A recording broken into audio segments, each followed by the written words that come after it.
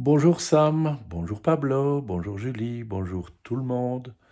Vous êtes en pleine forme les enfants? Vous savez ce que c'est qu'un élan? Un élan, c'est un peu comme un cerf, un renne, hein, un grand animal. On trouve ça au Canada, notamment. Eh bien, cet élan, il rêve de devenir le roi de la forêt. Va-t-il y arriver? On va le découvrir ensemble. Le roi élan.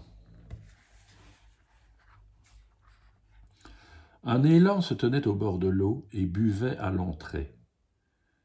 Une corneille vint se poser près de lui. « Pourquoi as-tu cet air triste, long museau ?» demanda-t-elle. « Parce que jamais je n'en serai capable. »« Capable de quoi ?»« D'être le roi de la forêt. Chaque jeune élan est censé devenir roi. Toi, tu peux voler, mais moi, à quoi suis-je bon ?»« Ça va s'arranger, dit la corneille. Par contre, mon nid a été arraché par le vent, et je me demande comment je vais en construire un nouveau. »« Il faudra bien que tu te débrouilles, dit l'élan. » En s'éloignant, il fit tomber au passage quelques brindilles d'un pin. Aussitôt la corneille s'en saisit et se mit à l'ouvrage. L'élan ne s'en aperçut pas, mais derrière un buisson, le hérisson avait tout vu. Un peu plus tard, l'élan tomba nez à nez avec un lièvre. « Toi, tu as l'air bien malheureux, lui dit le lièvre. « Je le suis, dit l'élan. « Toi, au contraire, tu fais des bonds formidables dont je serais bien incapable. Comment pourrais-je devenir roi ?»« Tout se passera bien, répondit le lièvre, mais il se fait tard et je dois regagner mon terrier de l'autre côté du lac. Je n'arriverai pas à en faire le tour même en bondissant. Que vais-je faire ? » « Il faudra que tu te débrouilles, dit l'élan. Moi, je vais nager un peu. Si tu veux, tu peux t'asseoir sur mon dos pour y réfléchir. » Le lièvre agrippa les bois de l'élan qui se mit à l'eau. Arrivé sur l'autre rive, le lièvre sauta à terre tout content. « Merci, dit-il, je suis presque arrivé chez moi. » L'élan ne l'entendit pas, mais la petite coccinelle, elle, avait tout entendu. Un peu plus loin, l'élan fut surpris par un chant d'oiseaux, un chant magnifique mais aussi très triste. C'était une maman merle perchée au sommet d'un arbre. « Oh, quel affreux malheur !» sifflait-elle. « En effet, dit l'élan, quel malheur d'être né élan. Ton chant est si beau qu'il émeut tous les habitants de la forêt. Et de quoi suis-je donc capable, moi qui suis supposé être le roi de la forêt ? » « Je suis sûr que tout ira bien pour toi, dit l'oiseau, entre deux sanglots. Mais que va-t-il arriver à mon pauvre petit qui est tombé par terre ? Qu'est-ce que je peux faire ? » « Je ne sais pas, dit l'élan. Je suis vraiment désolé. Il faudra que tu te débrouilles. » Après un moment, l'oiseau reprit. « Je suis sûr que tu arrives très bien à courber la tête. » L'élan acquiesça et baissa la tête jusqu'au sol. L'oisillon en profita pour grimper sur ses bois. « Et je suis certaine que tu arrives aussi à lever la tête très vite, ajouta-t-elle. Quand l'élan redressa la tête, l'oisillon fut projeté en l'air. Il battit des ailes, virevolta, s'agita dans tous les sens. Tout d'un coup, il se mit à voler. « Je vole !» s'écria-t-il, tout joyeux et très fier. Sa mère lança un chant d'allégresse. « Merci, merci, tu as sauvé mon enfant, gazouillait-elle. « Ce n'est pas moi, c'est toi qui as eu l'idée, dit l'élan. » Mais son humeur était déjà un peu meilleure. Derrière un gros rocher, l'ours avait observé toute la scène. Peu après, l'élan rencontra un écureuil qui folâtrait entre les arbres. « Comme j'aimerais pouvoir sauter allègrement d'une branche à l'autre, pensa l'élan. Ce serait assurément très royal. »« Pourquoi une telle agitation ?» demanda-t-il. « Je ne sais pas si je vais parvenir à ramasser toutes les noisettes pour l'hiver. »« Si je pouvais grimper, je t'aiderais, dit l'élan, mais je ne le peux pas, alors il faudra que tu te débrouilles. »« Très bien, mais toi, tu donnes des coups puissants avec la tête. Frappe donc cet arbre. L'écureuil pointait le bout de sa queue vers un noisetier. L'élan cogna l'arbre de la tête et fit tomber une pluie de noisettes. « Oh, merci, dit l'écureuil, tu fais ça très bien. »« C'est toi qui y as pensé, fit remarquer l'élan. »« En effet, mais tu as bien dit que je devais me débrouiller, répondit l'écureuil. L'élan esquissa un sourire, et les milliers de fourmis d'une fourmilière toute proche se mirent à rire. « Peut-être suis-je bon à quelque chose, après tout, se dit l'élan. Il eut envie de sa friandise préférée, les pommes, qui poussaient dans la ferme à l'oreille de la forêt. Il s'y rendait d'habitude la nuit ou très tôt le matin. À ces moments-là, tout était calme et tranquille. Mais cette fois, c'était en début de soirée, les poules ne dormaient pas encore. Elles tournoyaient dans tous les sens et il devait faire attention à ne pas les écraser sous ses sabots.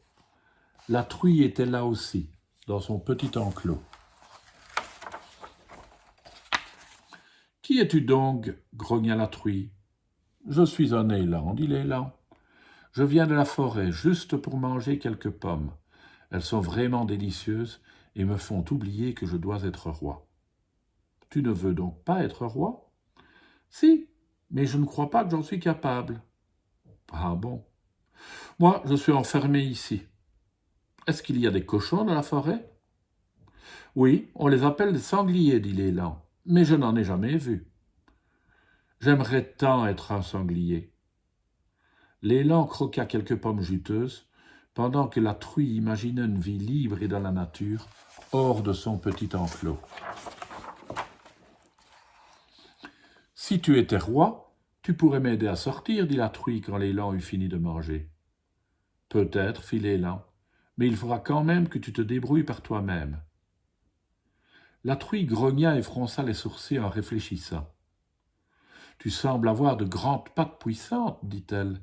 Avant de partir, est-ce que tu pourrais donner un bon coup de pied dans cette clôture ? » Je crois bien, dit l'élan, et il fit une telle ruade que 2 planches de la clôture volèrent en éclats.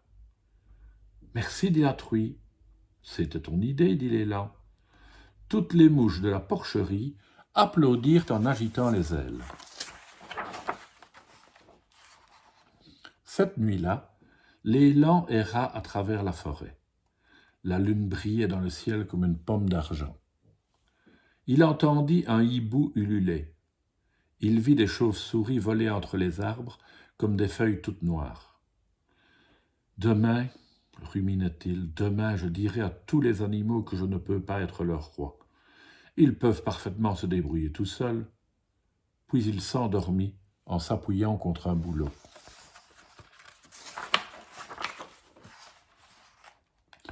La truie était couchée dans la porcherie, la tête dépassant de la porte. Des nuages sombres passaient dans le ciel. De temps à autre, la lune se dévoilait, brillante comme une patate d'argent. « Demain, pensait-elle, demain je m'enfuirai, mais pas avant d'avoir mangé un peu. » Puis elle s'endormit. Dans ses rêves, elle galopait avec un troupeau de sangliers. Ils dévalaient les collines et se vautraient dans des mares boueuses en s'éclaboussant. Le lendemain, après le petit déjeuner, elle s'en alla. « Au revoir, petite poule, cria-t-elle, je m'en vais vivre ma nouvelle vie dans la nature. » Toute la journée, l'élan erra, seul, la tête basse. Il imaginait la déception des autres animaux. « Je parie que je suis le premier élan qui ne sera pas roi, se disait-il. Comment vais-je leur annoncer ça ?» Le soir venu, il se rendit au lac pour boire. Tous les animaux de la forêt s'y trouvaient déjà. La corneille et le hérisson, le lièvre et la coccinelle, le merle et l'ours, l'écureuil et les milliers de fourmis, plus toutes les mouches de la porcherie. « Le voilà !» s'écrièrent les fourmis. « Notre nouveau roi !» proclamèrent le hibou et l'ours. « Désolé, mais je ne suis pas assez bon pour être roi, dit l'élan. Vous êtes parfaitement capable de vous débrouiller tout seul. » Justement, dirent tous les animaux, nous ne pouvions rêver d'un meilleur roi. Tu nous écoutes et tu nous laisses trouver nous-mêmes une solution.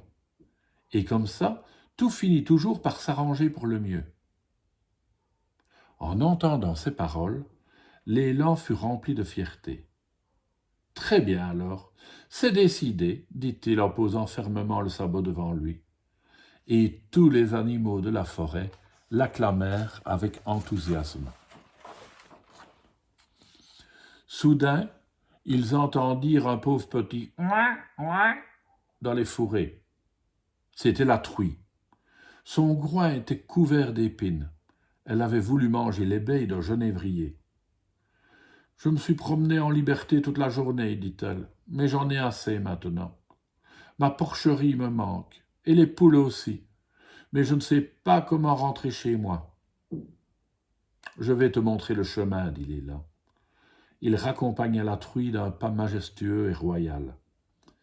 Ils se séparèrent près du pommier.